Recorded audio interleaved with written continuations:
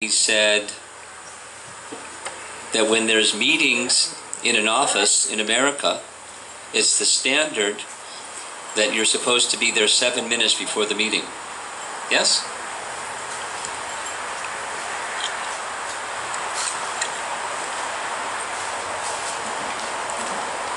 Pretty good. There's another devotee, American devotee named Peter Burwash. Maybe some of you have been to the Festival of Inspiration in New Vrindavan. I call it the Festival of Precipitation because it always rains. But he's the keynote speaker, and there was a period of time when he was a trainer of tennis teachers in Hawaii. He had a company.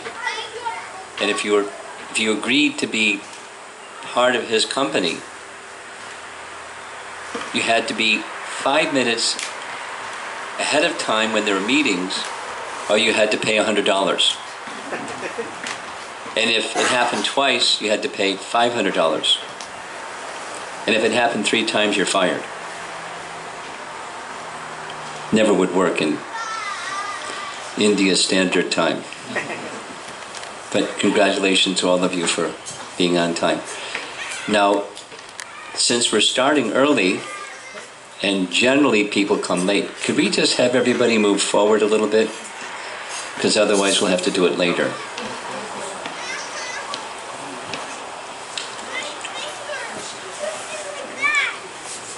The ladies that have the very special, with their back to the couch seat, you can stay right there, that's fine.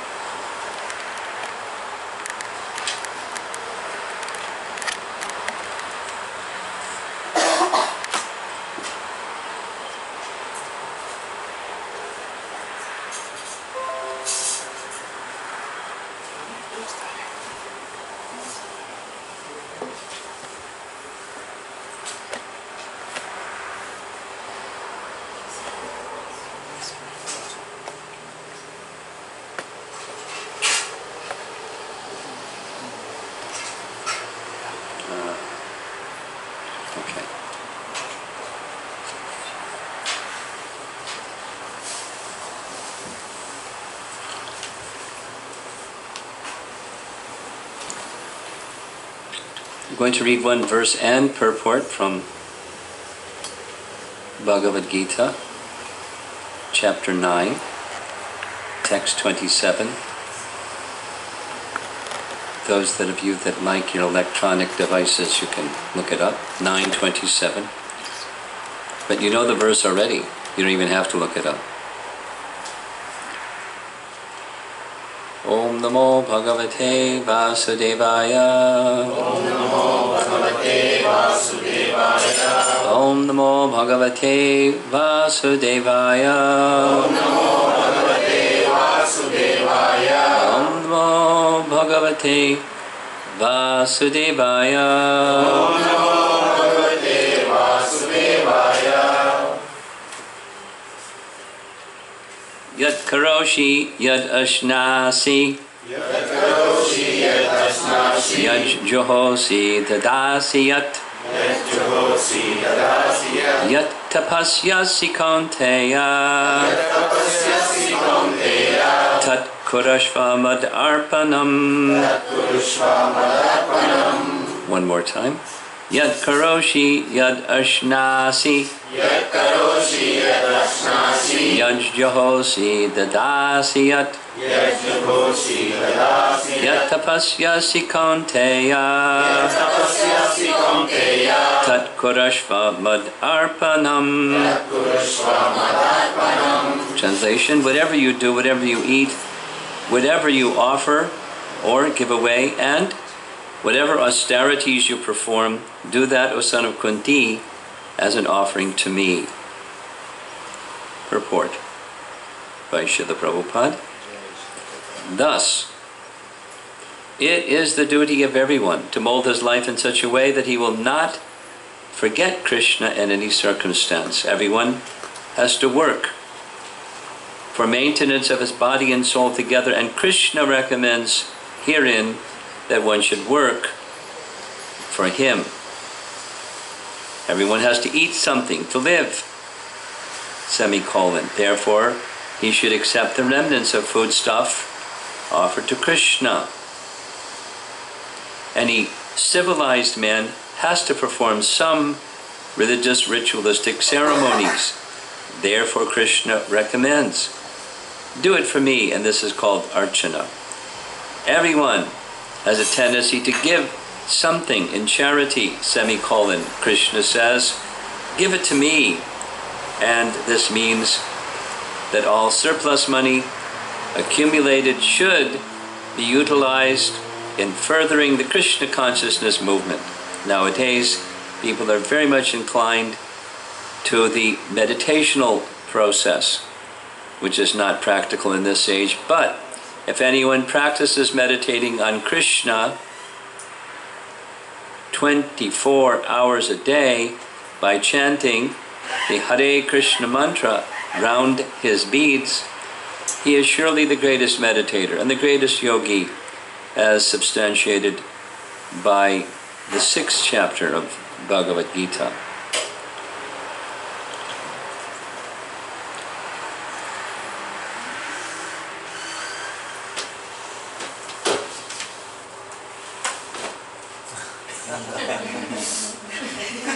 Sorry.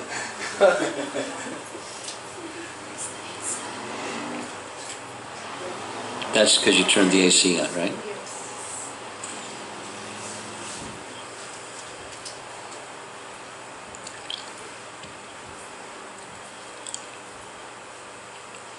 I spend too much time in the airplane where it's just breathing the same air-conditioned air over and over and over and over.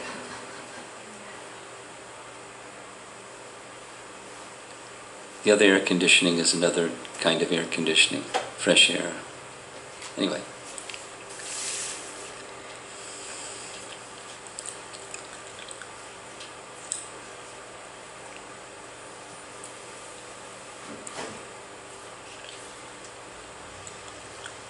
Housewarming. We came just after the mantras and the yajna and the procedure for, just as mentioned here, some kind of religious ritual for sanctifying the house. New construction, right? How long ago was it done? Like 2 weeks ago? Huh? Yeah, 4 weeks ago. 4 weeks ago. It has that fresh house, like the new car kind of smell to it.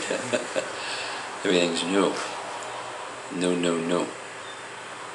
So when you accept something that's part of Krishna's energy, to dedicate that something that's Krishna's energy and Krishna's service is certainly appropriate. And the place that one considers one's home, to make the home not just a home, but an ashram.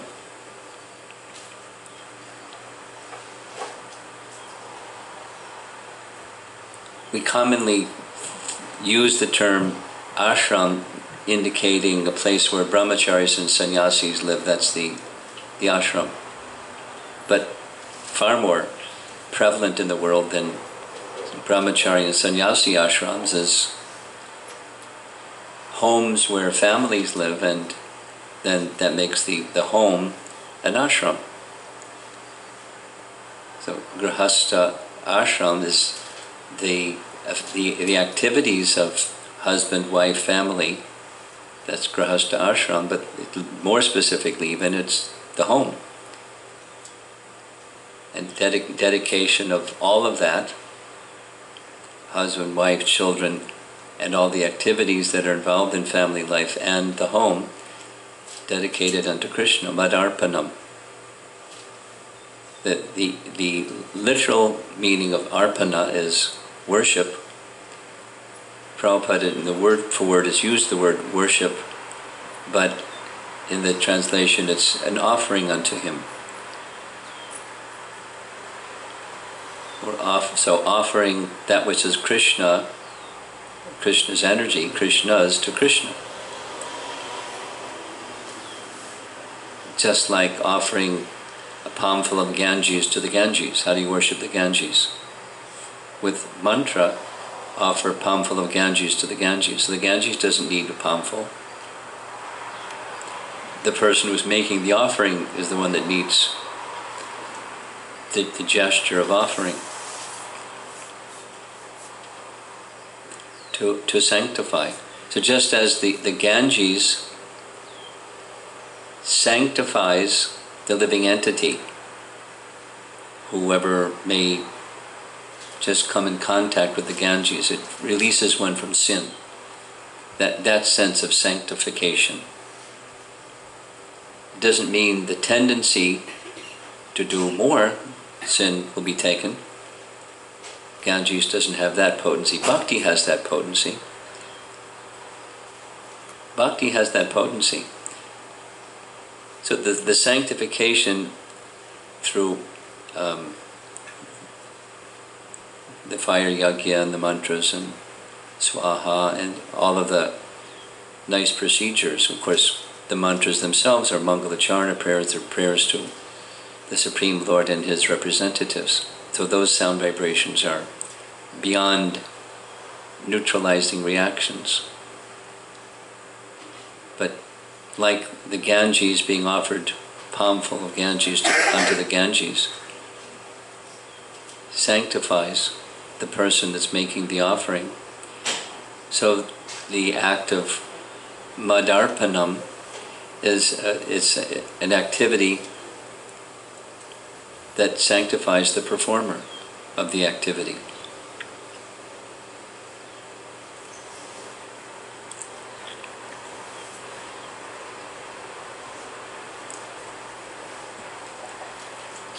Just because I've been preparing for a visit to Ayodhya, I'll just comment something about the Ganges sanctifying.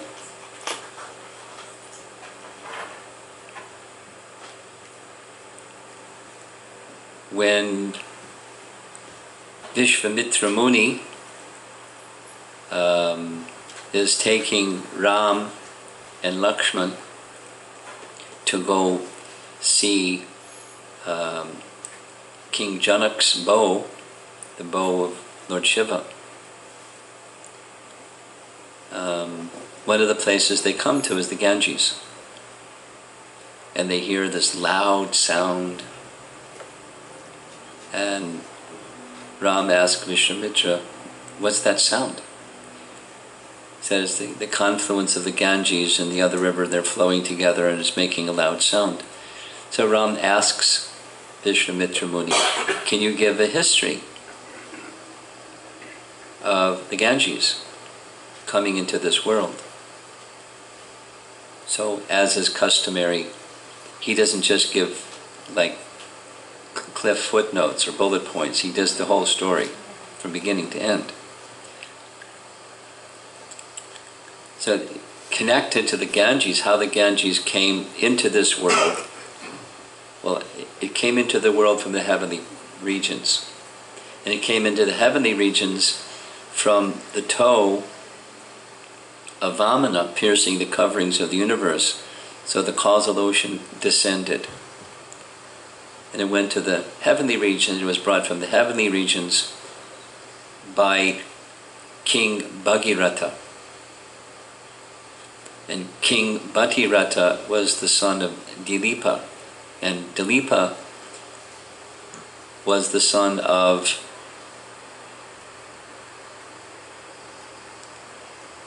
Anshuman.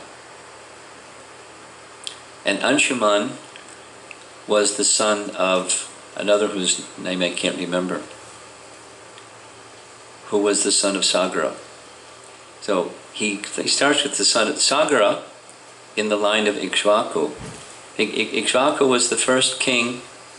This has nothing to do with the home housewarming. Is just taking a detour over there. We'll come back.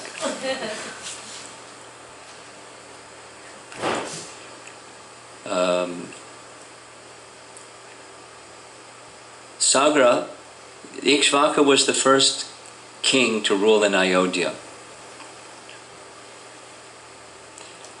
Ikshvaku's father, we know from Bhagavad Gita, was Vivaswan, the sun god. Vaivasvatamanu was the son of Vivaswan, and Vaivasvatamanu established Ayodhya on earth. And then his son Ikshvaka was the first one to rule. And in the line of Ikshvaka was King Sagara. And King Sagara ruled as a great king, and as sometimes happens with great kings, not everything goes right. In his case, like Dasarath, he had no sons, so he was very sad. He left the kingdom and went to the forest, despondent. And there he met one sage who he just served and assisted the sage because he was a humble king. And the sage was very appreciating his mood of service. He could see that he was despondent. He asked him what the problem. Why are you despondent? I have no sons. So the sage gave him a benediction. I understand you have co-wives. Your co-wives will both bear children. But there's a condition. One will have one son, and that one son will, from that one son, the lineage will continue. The other will have 60,000 sons. And none of them will be in the lineage, the offspring of those 60,000. So Sagara was very happy. He went back and told his co-wives, good news. What's that? You're both going to have sons. And one of you will have one son who will carry on the lineage, and the other will have 60,000 sons. So they were puzzled.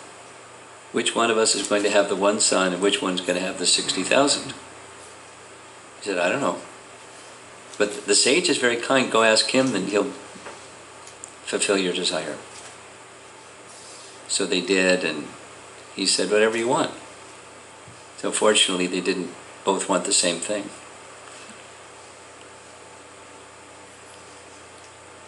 One wanted the one son, whose name I can't remember. Does anybody remember his name? Anshuman was the son of that person. Starts with a A. Whatever his name was. Asamanjasa. Asamanjasa, thank you. So Asamanjasa was a little strange. He had this, according to Ramayana, he had this habit of going by the bank of the river and finding little children, throw them in the river, and they drown. Then he just kept doing it. They would tell him, don't do that, and he kept doing it, and so Sagara banished him. But then later Sagara found out that in his previous life he was a mystic, and he knew how to bring all those children back to life again. So he felt bad. Tried to find Asamanjasa and couldn't find him, so he went back to Godhead. He did devotional service in the forest and went back to Godhead.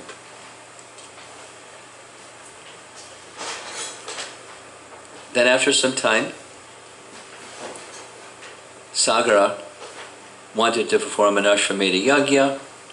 So everything was arranged, all the brahmanas had everything set up, and the yagya began, and then Indra did the Indra.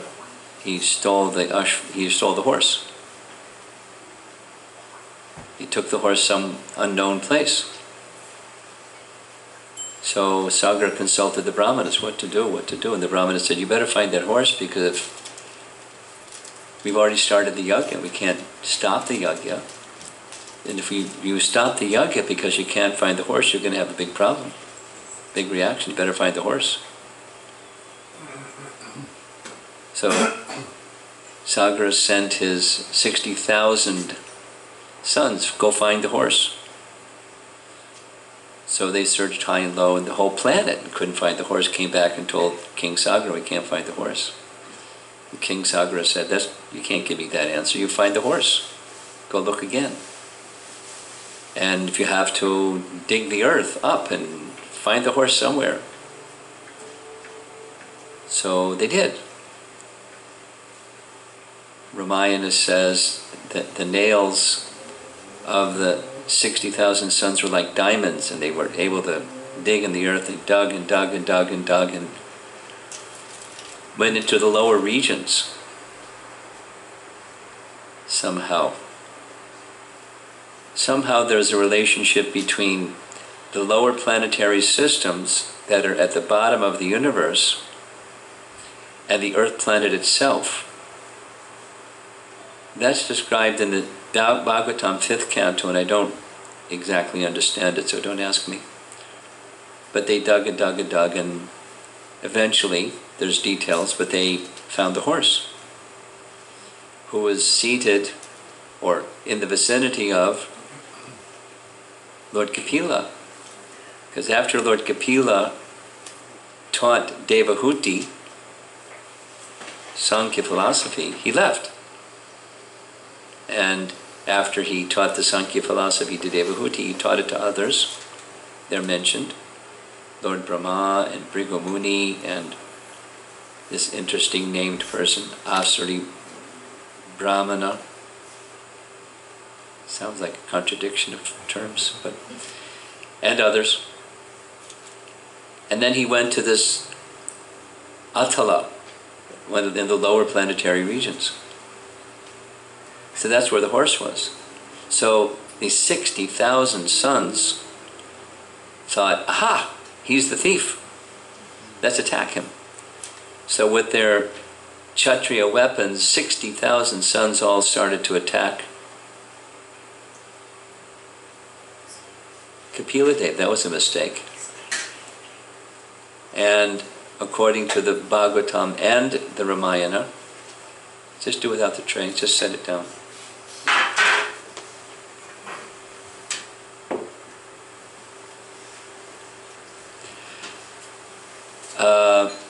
Their body ignited from within.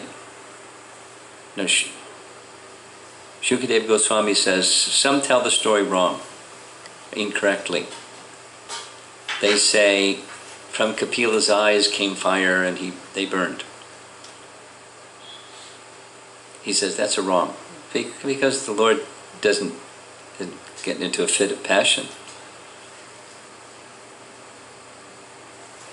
Rather, their bodies burned from the offense of attempting to do harm to Lord Kapila, who was an incarnation of Vishnu. No good.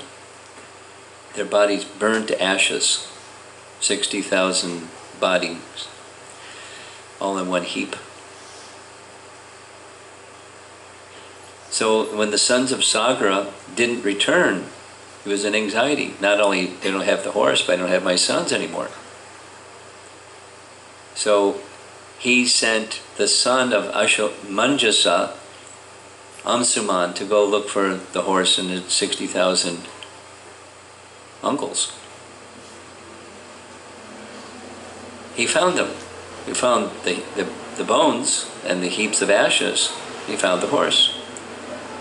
So he asked Kapila, can I have the horse? Because his approach was a little different than the 60,000. He said, sure, you can have the horse. the Bhagavatam says, Kapila then said, as far as your uncles, you want to have the souls of your uncles delivered, there's only one way.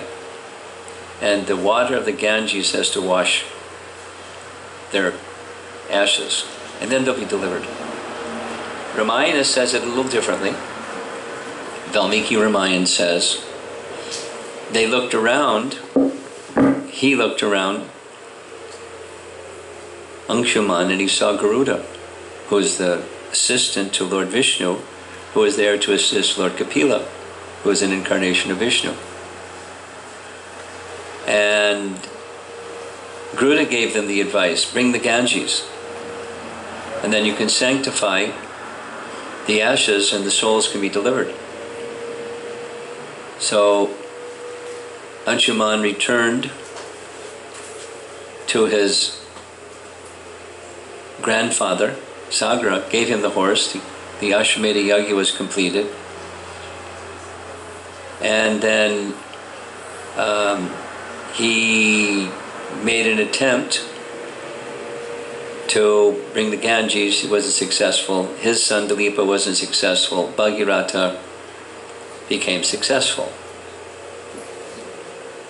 And this is so the descent of the Ganges, what Bhagirath did. This is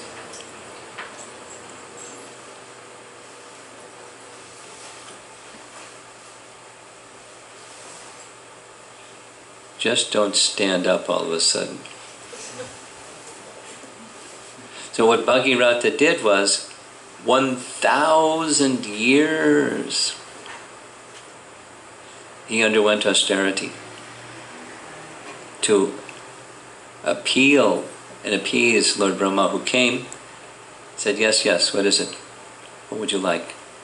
I'd like for you to arrange for Ganges from the heavenly planets to descend to the earth planet so I can take the Ganges to deliver my ancestors. And he said, it shall be done. But there's a problem. In fact, there's almost always a problem, if you haven't noticed. The problem is, when the Ganges descends, what's going to bear the force of the Ganges as the Ganges descends from the heavenly planets to the earth planet? You're going to have to take the assistance of Lord Shiva, because he's the only one that can bear the force of the Ganges.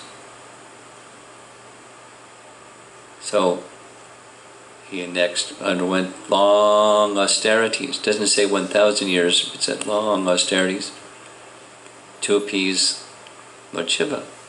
Lord Shiva appeared before him and said, yes, what is it? Can you bear the descent of the Ganges as the Ganges descends? Sure. So the Ganges descent was then released by the request of Lord Brahma, and she was a little proud. She was thinking, who can withstand my force? I'll just carry even Lord Shiva to the lower regions of the universe. And he could understand her pride, and so somehow, by his power, he captured the Ganges as it descended in the top of his hair, like a big pool, and the Ganges couldn't flow. So the Ganges didn't harm the earth, but Bhagirath needed the Ganges to descend to the lower planetary regions. So again he went under austerities to appeal to Lord Shiva to please release the Ganges. So he agreed, and the Ganges started to flow. And Bhagirath was proceeding with his chariot, giving the direction how to get to the lower regions of the universe, where Lord Kapila's ashram was. And everything was going very nicely until they came to Janu Muni's ashram. Janu Muni? Those of you that have visited Mayapur know that there is an ashram where Janu Muni resided right along the bank of the Ganges. And the Ganges, as it was flowing, it destroyed his ashram. So he became upset. And he, with the palm of his hand, he drank all the Ganges. Like you might take Charnamrita. Just disappeared. Poor Bhagirath. So he appealed to Janamuni, help! You're a great sage and you're very kind, and I know that the Ganges was disturbing, but I have to bring the Ganges to my ashes of my ancestors. So he agreed to release the Ganges, but he said it can't come out my mouth because then it'd be contaminated, let it come out my ear. And so the Ganges flowed from his ear. And Ramayana says, this added part is from Ramayana, but the Jahnavi is one of the names of the Ganges because it came from the ear of Janamuni. And off the Ganges went to the ashram of Kapila, washed the ashes of his 60,000 ancestors, and they were delivered. All of that is sanctification that comes from, like offering a palmful of Ganges to the Ganges, offering your house to Krishna, who is the source of all houses. He's the source of everything. He's the source of us, the source of our bodies, the source of our paraphernalia, the source of whatever it is that we may offer. Yad karoshi, yad asnasi, yad shohosti, dadasi, yad, etc. So it's certainly appropriate that you accept a residence, new house, new or used. You accept a residence of to be used in Krishna's service, then you dedicate it to Krishna's service. Madarpanam. It's an offering unto Krishna, from Krishna to Krishna.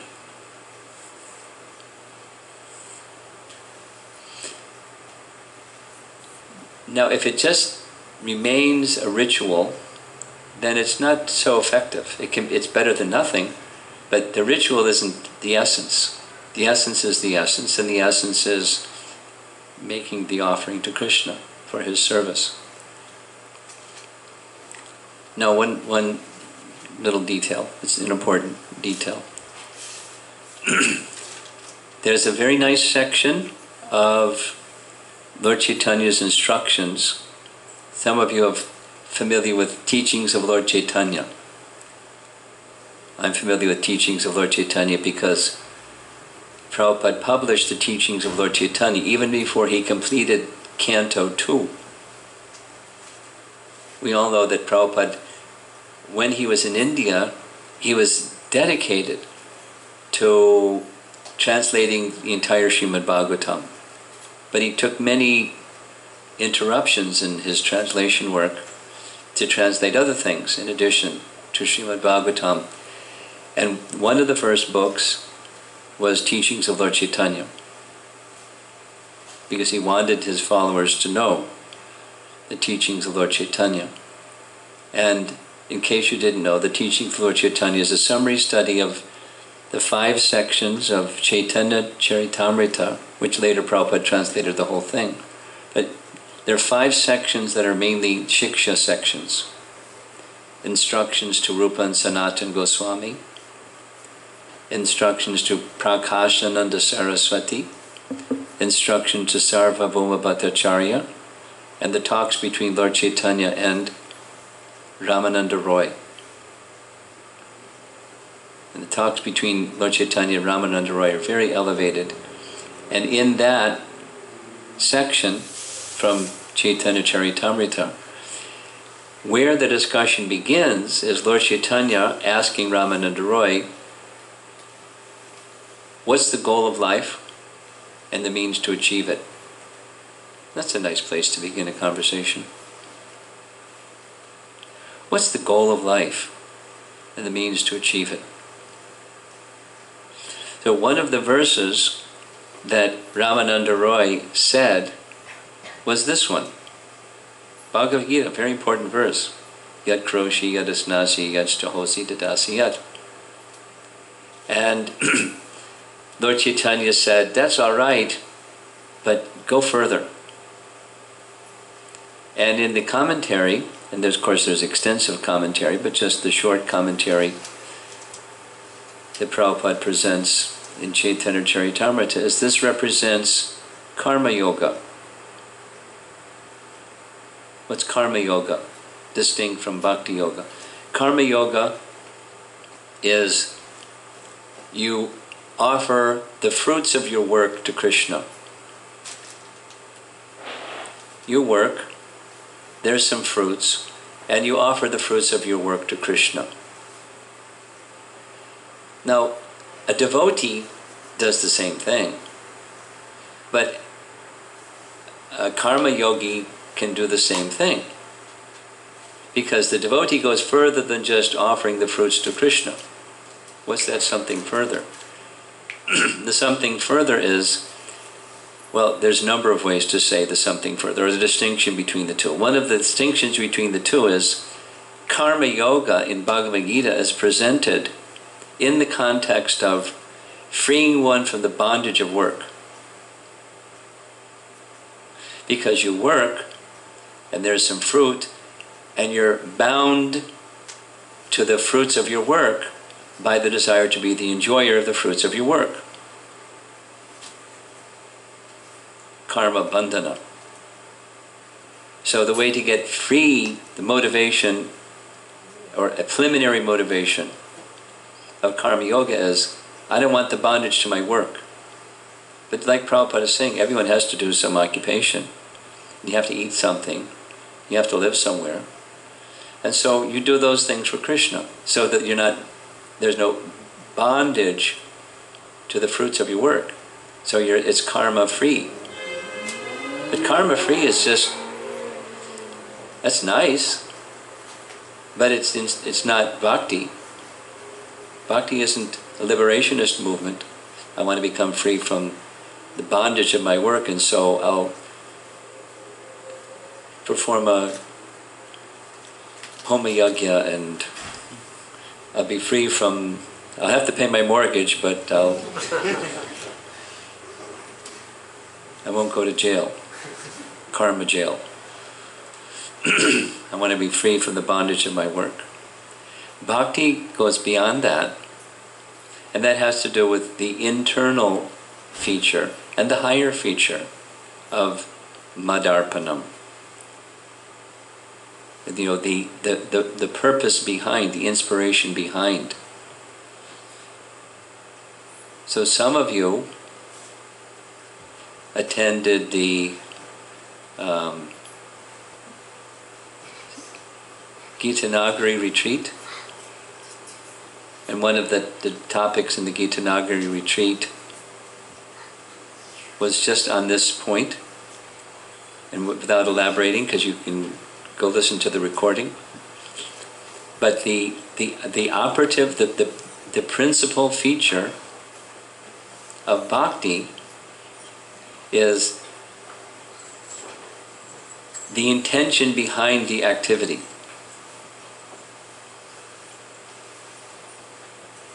The Sanskrit word in Rupa Goswami's definition is anukulyena. So I'm not going to give a whole class on that. It's a wonderful topic, but it's the intention behind what you do. The intention behind what you do. Yes, I want to dedicate this house because it's Krishna's, to Krishna's service. And so I'll invite the Brahmana to perform the yajna and the devotees to help us make the occasion auspicious so we can begin occupying this new house to Krishna. Madarpanam. That's certainly a feature, because in 9th chapter of Bhagavad Gita, and 9th chapter of Bhagavad Gita is the most confidential knowledge. That's bhakti. Because it's through bhakti that one can know Krishna. But it's not the liberationist idea, I don't want bondage to my work and therefore I'll dedicate the house to the fruits of my work to Krishna, to Vishnu. It's a higher principle. I want to be in my relationship with Krishna. I want to do everything, which is what Prabhupada's saying in the purport. He's taking this principle to its highest standard, to the Uttam Bhakti standard, where everything is very simple. It's for Krishna.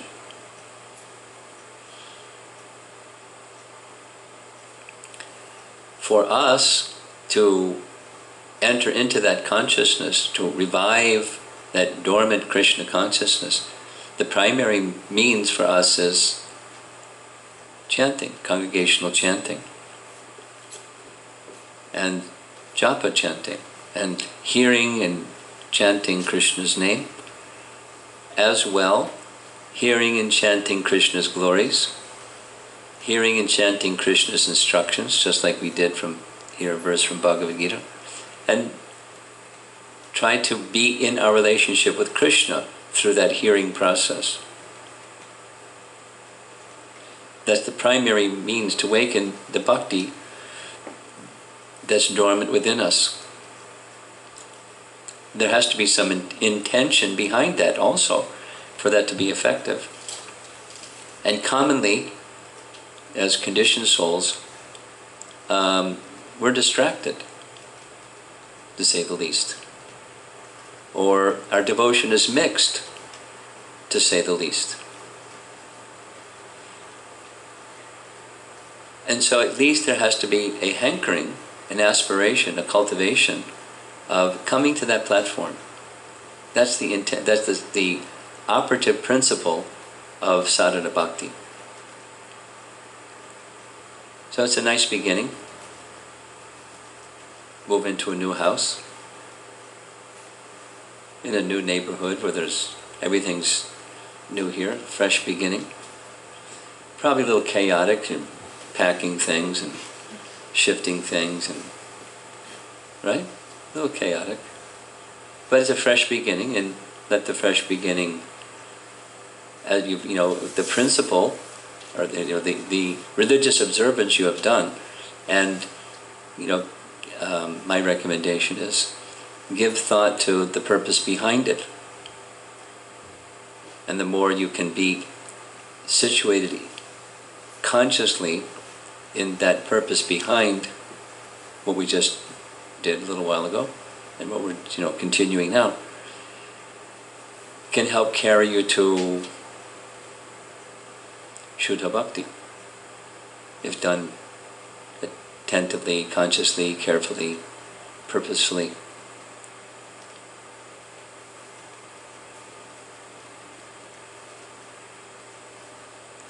And that Shuddha Bhakti will carry us to Krishna.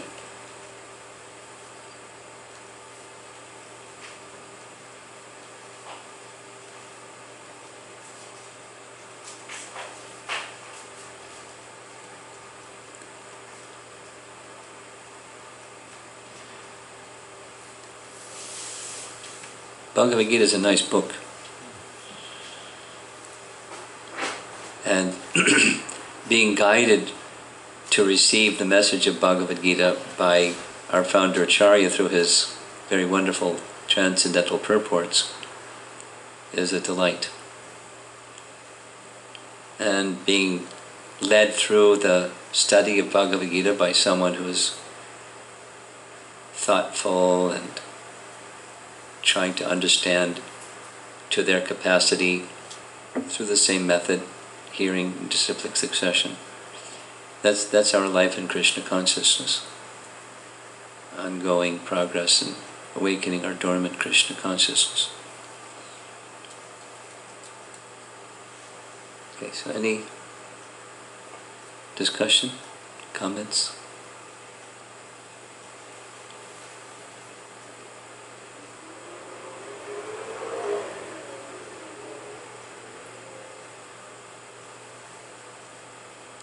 Where did everybody park?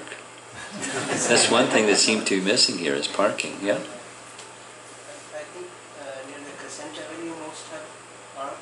There's a place. Yeah. I mean, it's not a parking, but you can still park there, so How far away?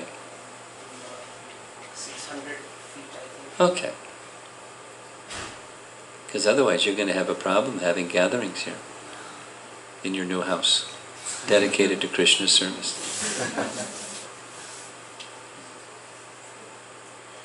Yes? Hare Krishna Guru Maharaj. When we moved here, I was we all were in so much work and everything.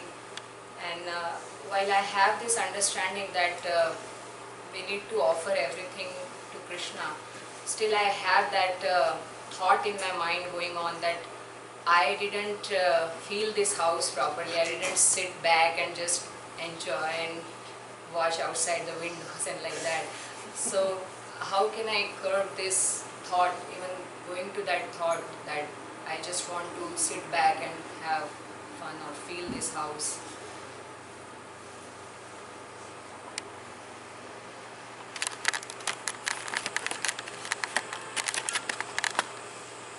I'm not sure I understand your question.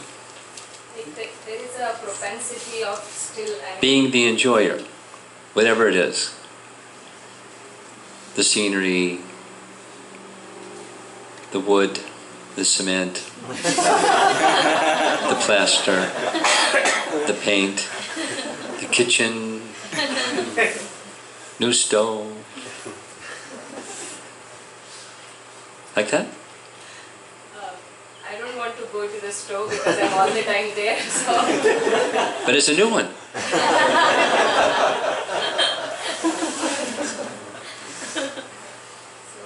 I wish Guru Maharaj that even the thoughts do not go to that direction.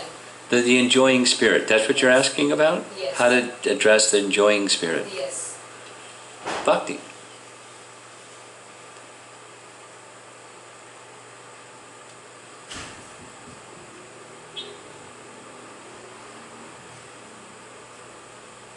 How wonderful is Krishna's creation. I mean, looking out the window. How wonderful is Krishna's creation. You'll see all the changes of season and etc. You know, the variegatedness of Krishna's creation is wonderful. And there's this other thing over there that looks like, you know, man trying to spoil the beauty of nature.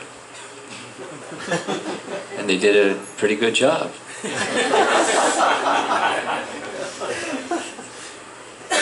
Let us not, yes, so, you know, the plus and minus. Appreciating I remember, you know, 1970, devotee asked Prabhupada, is it okay to enjoy a scene of nature, a beautiful sunset, or the fragrance of a rose?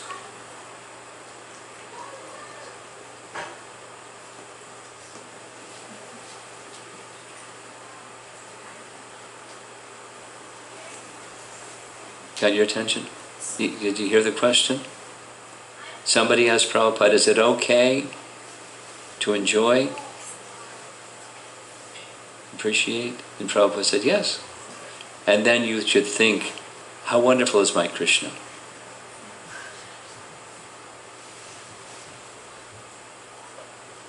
Not in the mood of independent enjoyment of, but in the mood of appreciation of how wonderful is my Krishna. Then, you know, the converse, persons that are not filled with the wonderfulness of Krishna can make obstructions. Like that wall that's over there, and I don't even know what it is, but it's, you know, it's out of place. So let me not be insensitive to the wonder of Krishna. I mean, within the purport is the answer to your question. The purpose of the whole of the yoga system is to have one's mind fixed in Krishna. Always remember, never forget. So whatever the thing is, when you find yourself in that mood of independently enjoying, step back, say that this is meant for Krishna's enjoyment. And that what would be an appropriate way for me to see to Krishna's enjoyment in this circumstance or this whatever it is. And then you cultivate bhakti that way.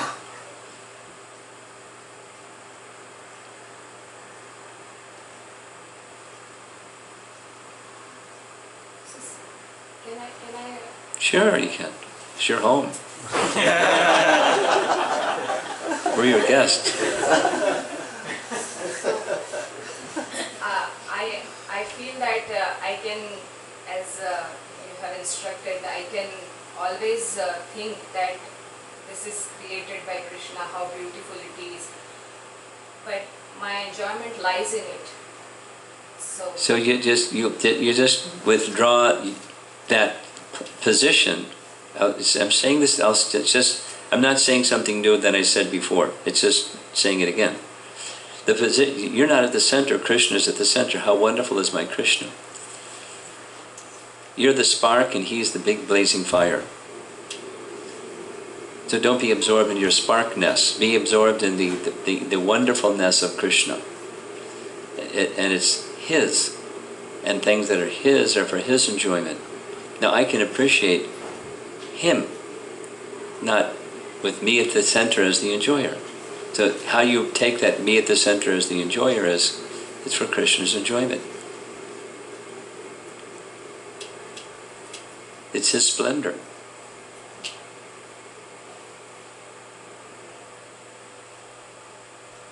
Bhakti. And that's just of the material dimension, of vibhuti, of his splendor. And what to speak then? How much splendorous must be the splendor of Krishna in the spiritual realm. And then the splendorous, Krishna himself. Like that. So it won't happen mechanically, it will happen devotionally.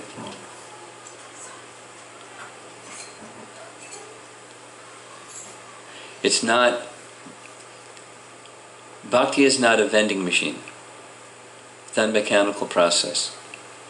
I do this and this and pull the lever and down comes, a change in consciousness. It's not like that. It's a cultivation with a purpose, an intention, a contemplation, an aspiration, a hankering, a sankalpa. I want to be. So the question is, you're halfway there, and then you cultivate. What do you put in its place? And that position of darkness becomes displaced by light.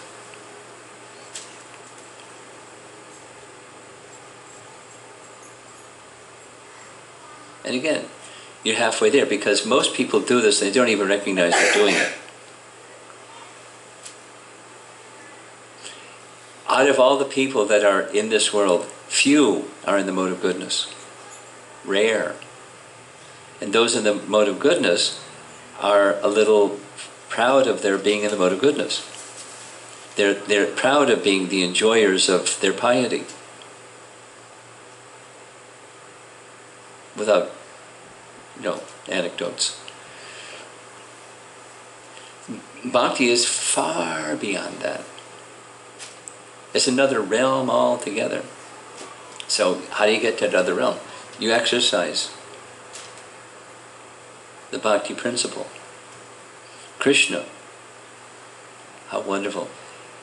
Krishna should be the enjoyer of everything.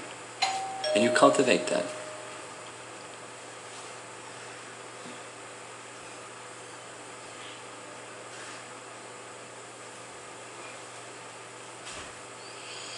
I'm thinking of the first 3 chapters of Canto 2. A conception of God in nature, conception of God within, conception of serving Him.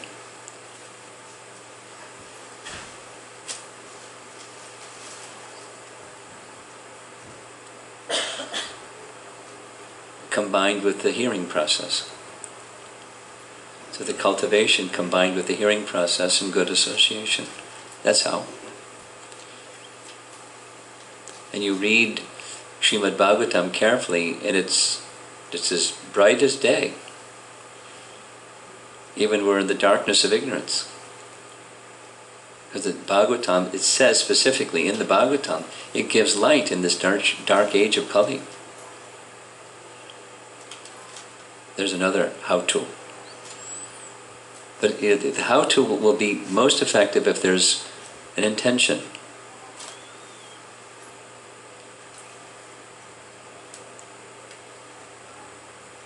I want to be in my relationship with Krishna.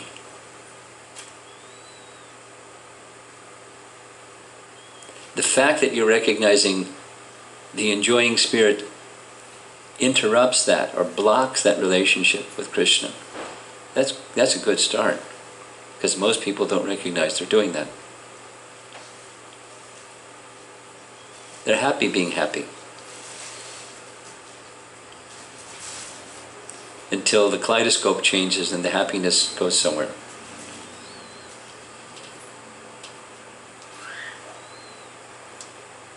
Then it becomes a struggle again. So they try to get back to the happiness position.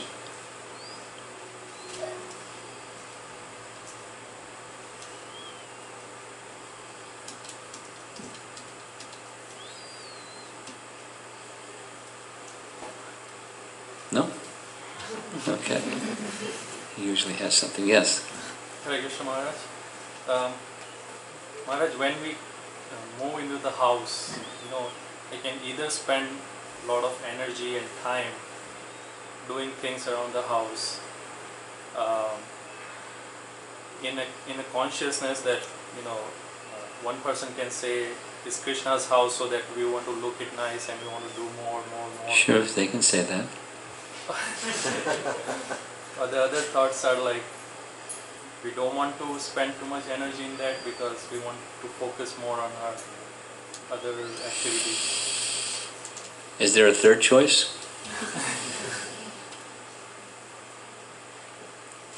In moderation, or in the language of Rupa Goswami,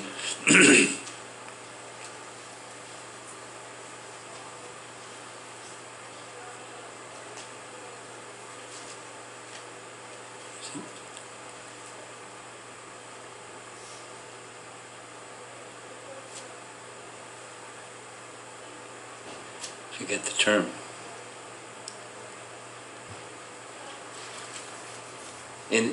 According to each of us have a different nature.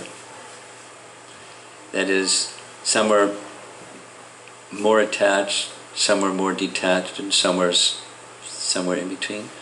So, according to what is suited for us, we try to go in the direction of minimizing over on this side, doing what is appropriate for our position, and dedicating down to the Krishna side.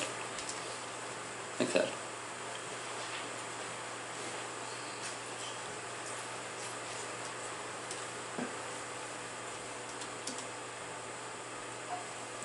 She can remember the Sanskrit term. Huh? But the one before. Yatarham upayunjitaha. Yatarham upayunjitaha. According to suitability is how Prabhupada translates that.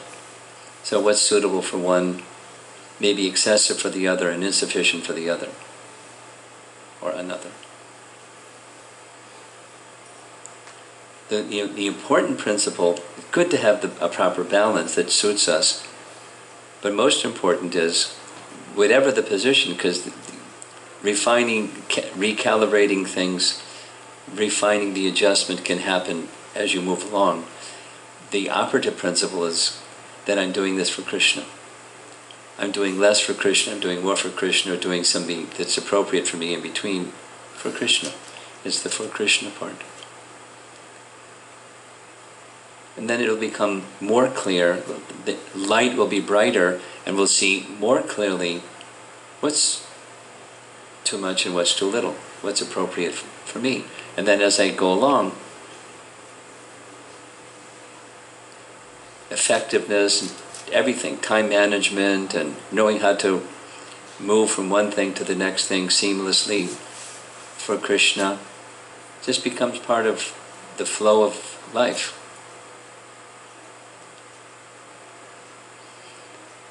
So initially things should be set up in a proper manner. Not in excess, but things should be set up in a proper manner. And then we maintain, if you set things in a proper manner, to maintain is much easier than you don't. And then consciousness is disturbed, distracted, less than clear. The mind is not focused, and so forth.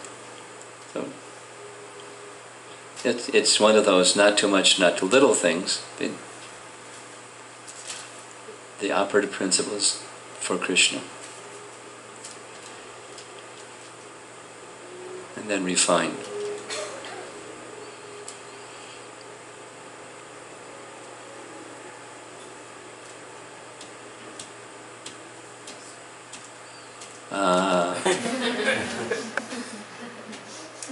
So I was thinking of Bhagirath and his endeavor to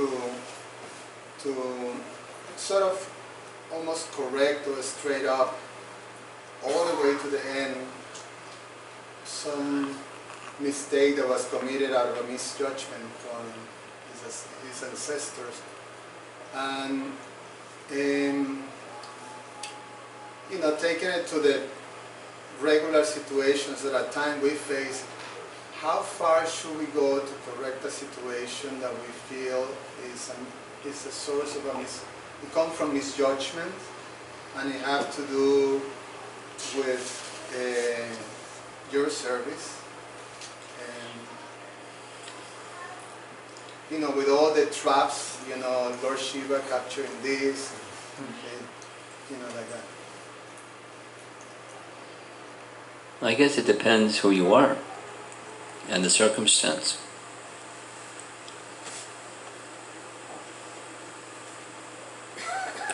Time, place, circumstance.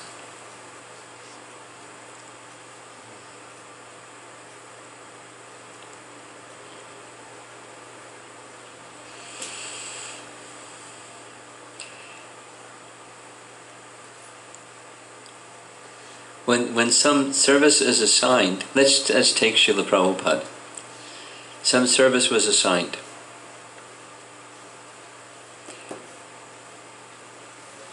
How far should he take it? He risked his life. He almost lost it, crossing the ocean.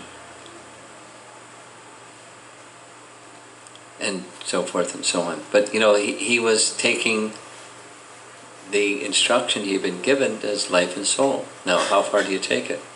Till you give up your life? Well, also it depends on the gravity of the instruction. Meaning,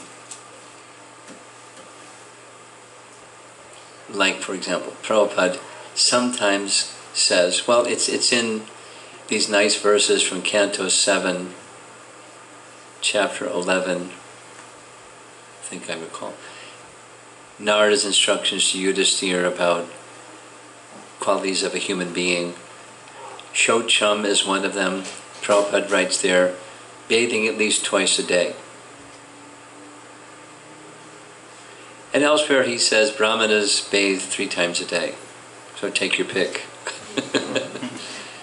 And supposing you're in a circumstance where taking bath twice a day just, I mean, sometimes in an airplane and I can't take a bath twice a day. So what do you do? So, within reason, it depends on the gravity of the instruction.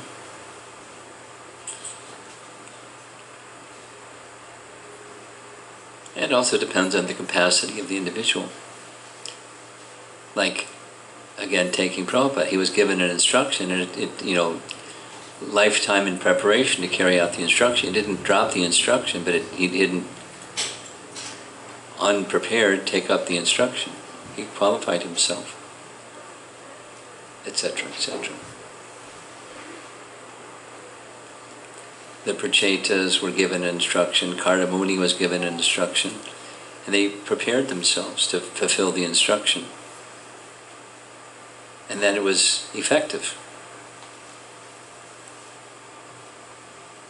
So, there's a lot of variables. How far do you take it? You make it, make an honest and earnest, sincere effort. And then the result is up to Krishna.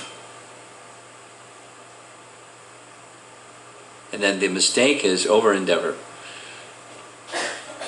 So, how far do you take it is your question. What's in proper endeavor and what's an over-endeavor? It depends.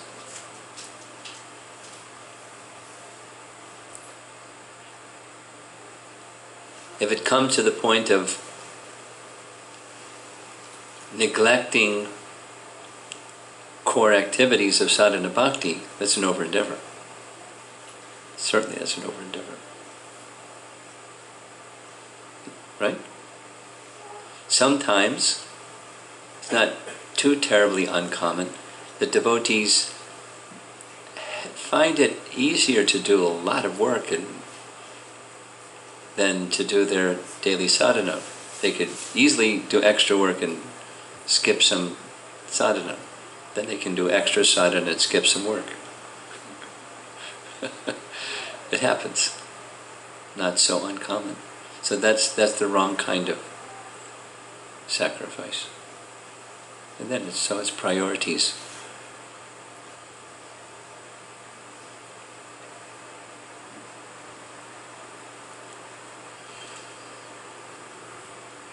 Someone may be terribly ill,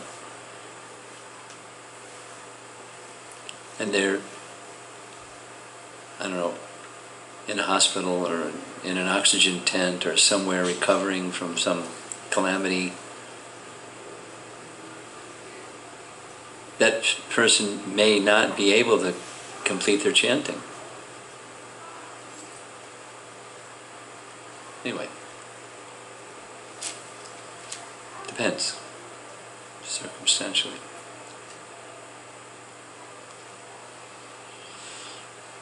Yes?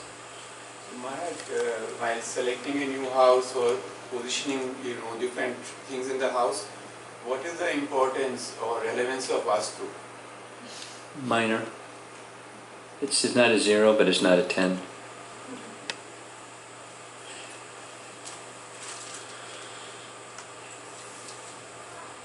And it's something like lawyers. Ask 10 lawyers about something, you get 10 different responses, and ask 10 Vastu people about something, you get 10 different responses. You know what I mean? Who really knows the science of Vastu? Ask any one of them, they know. And the next guy says, I know, and the next guy says, I know. So it's an obscured science. I wouldn't say lost, but it's obscured.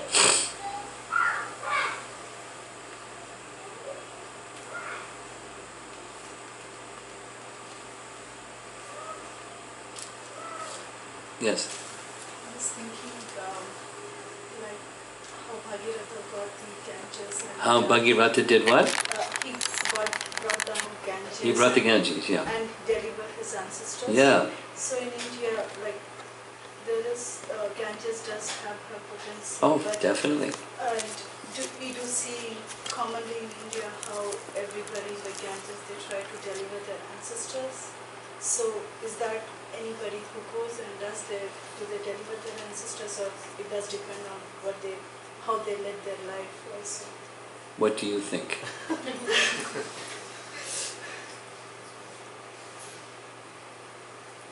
It's a combination. Yeah. Yeah. The potency of something. Let's take, we were supposed to be having Jagannath Rath Yatra today. So, according to nectar devotion, what does it say? Anyone who sees the cart of Lord Jagannath and stands and appreciates, all of a sudden they got 4 arms. They become a resident of Vaikuntha. Now, does it depend upon the consciousness of the person? To what degree that spiritual potency, the spiritual potency isn't diminished by the person who is a degraded individual, or elevated when someone is an elevated individual. Potency is the potency. Similarly with the Ganges.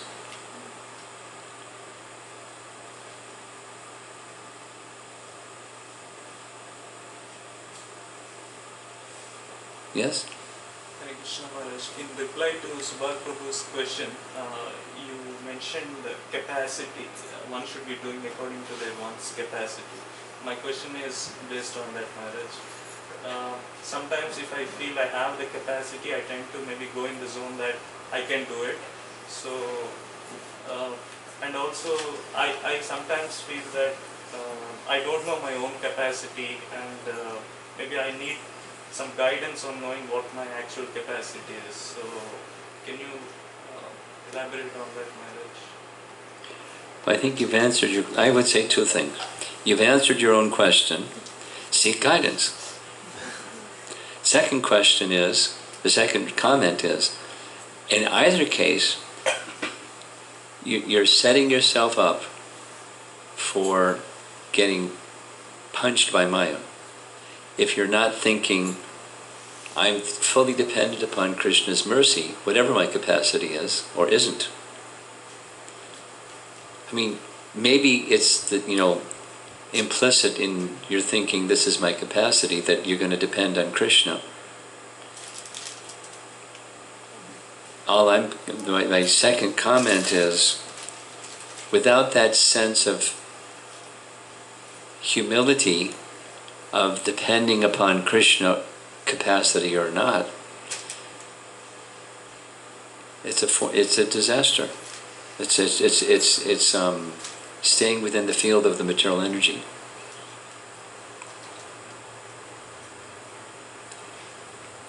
You're not implying that. I'm just responding to the way that you posed your question.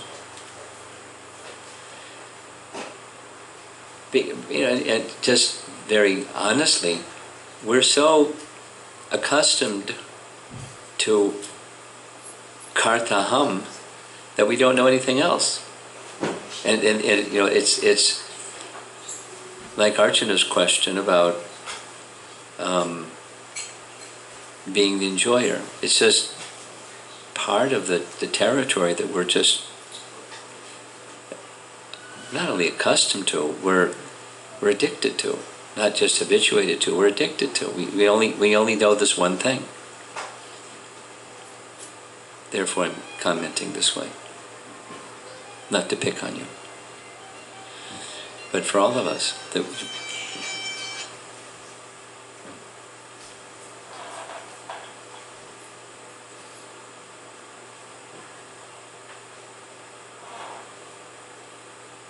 you get the idea. Knowledge is capacity dependent on one's conditioning knowledge? No. Because conditioning can change. And therefore capacity can similarly change.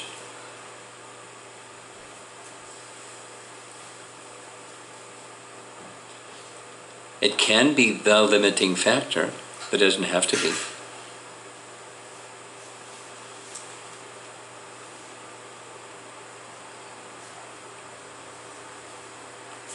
Okay, I think we're ready for... Oh, one more question. And then we're going to have I had the question from Kirtan. the beginning, but I was hesitant to ask. Okay. I'm interested to do the book distribution. All right. Yeah, I'm taking Bhagavad Gita, I'm giving it to my friends and everyone. But inner fear is like, even I didn't read it full, I didn't understand. Even when I'm giving it to my friends, how can I make him read or understand the... You can't make anybody do anything. Krishna says it in Bhagavad Gita. Yeah. I'm just correcting. the language that you used. Don't mind me. Sure. But what you mean is, what's the best way that I can encourage the person to take the message seriously when I myself have not thoroughly studied the message? That's your question. Yes, correct, Yeah. Well, it's not that you have you have to hit a 10 before you can distribute books. Whatever the position you're in, you have some confidence in the message. So then you go forward. Now, I would like to be more effective, then develop further confidence in the message. And then you're speaking with greater conviction. There's greater spiritual force because of that greater conviction.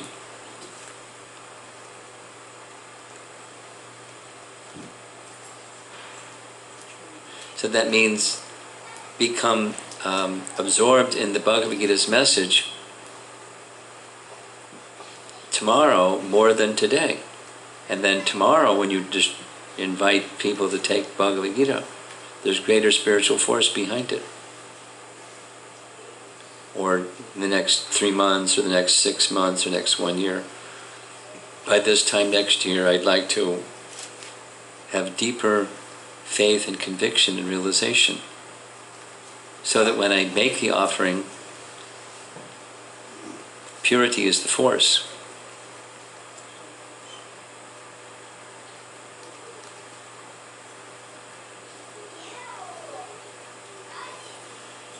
Something that will help in the purity department is, don't just give the books or extend the opportunity to take a book to the friends and co-workers. Go find people you don't know at all. There's lots of people we don't know at all. And invite them. And then you'll find all kinds of spectrum of responses. Oh, this is just what I was looking for. And the other is, get out of here. And then everything in between. And then you're doing just as a service, an instrument of Krishna service, because Krishna wants. And this cyclic succession indicate this is what Krishna wants, and so we do what Krishna wants. Not to get a result, we do it to be an instrument of what Krishna wants. And then we can refine the purpose behind doing what Krishna wants, again by purity. So I can become a better instrument for all those people out there that I don't know. They didn't wake up in the morning thinking, gee, I hope a strange person that I've never seen before comes and gives me a Bhagavad Gita. That would be really nice. They're not thinking like that when they get up in the morning. But you're kind of interrupting in the middle of the bubble of their life, saying, here's this special gift for you from Krishna. Please take it.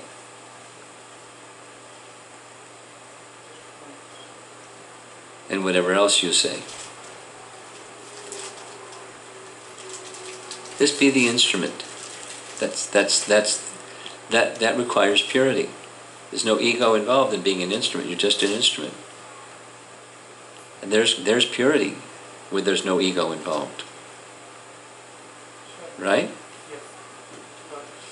So the obstacles are ego. Are impurity.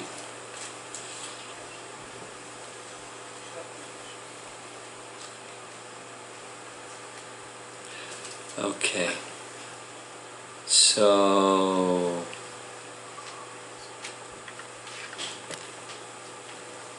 this